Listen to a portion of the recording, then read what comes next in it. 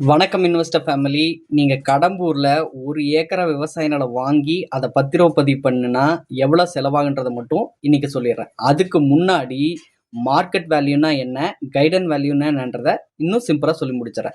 Market value சந்தை மதிப்பு. சந்தை மதிப்புன்றது 1 ஏக்கரா விவசாய நிலம் ஒவ்வொரு இடத்துக்கும் ஒவ்வொரு வித்தியாசம். 10 லட்சம், 15 லட்சம், 20 லட்சம், 30 லட்சம், அந்தந்த இடத்துல என்னென்ன வசதி இருக்குதோ அதுக்கேற்ற மாதிரி மாறும். ஆனா கைடன் வேல்யூன்றது அந்த சர்வே நம்பர்ல அரசாங்க பதிவேட்லயோ அல்லது கம்ப்யூட்டர்லயோ என்ன மாதிரி பதிவு பண்ணி வச்சிருக்காங்களோ அதுதான். அப்படி பார்த்தீங்கன்னா கடம்பூர்ல 1 ஏக்கரா விவசாய நிலத்தோட அரசாங்க வழிகாட்டி மதிப்பு எவ்வளவு தெரியுமா? 5 லட்சம்.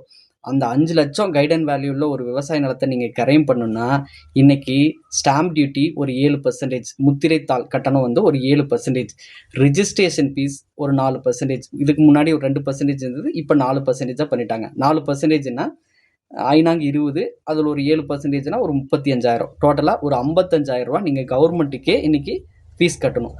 அது போக நீங்கள் வக்கீல் வச்சுருந்தீங்கன்னா வக்கீலுக்கு தனியாக ஒரு ஃபீஸு, வெண்டருக்கு தனியாக ஃபீஸு, ரைட்டிங்க்கு, சிடிக்கு, அப்லோட் பண்ணுறதுக்கு இப்படின்னு ஒரு தோராயமாக ஒரு 5,000லேருந்து அதிகபட்சம் ஒரு 10,000 ரூபா செலவாகும். அப்போது இன்னைக்கு கடம்பூரில் 1 ஏக்கரை நீங்கள் விவசாய நிலம் வாங்கி அதை பத்திரப்பதிவு பண்ணுன்னா தோராயமாக 60லேருந்து 65,000 ரூபா செலவாகும்.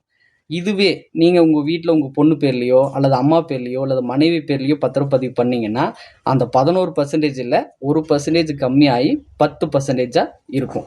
இப்போ உங்களுக்கு ஒரு சின்ன ஐடியா கிடைச்சிருக்கும்னு நினைக்கிறேன். இதுக்கப்புறம் நீங்கள் கடம்பூரில் 1 ஏக்கரை விவசாய நிலம் வாங்குறதுக்கு எவ்வளோ செலவாகுன்ற ஒரு ஐடியா உங்களுக்கு இப்போ கிடைச்சிருக்கும்னு நான் நம்புகிறேன். மேலும் இதே மாதிரி நம்ம ஏரியாவோட ரியல் எஸ்டேட் பற்றின உண்மையான தகவலுக்கு VLand 360 தமிழை கண்டிப்பாக ஃபாலோ பண்ணிக்கங்க. நன்றி, வணக்கம்.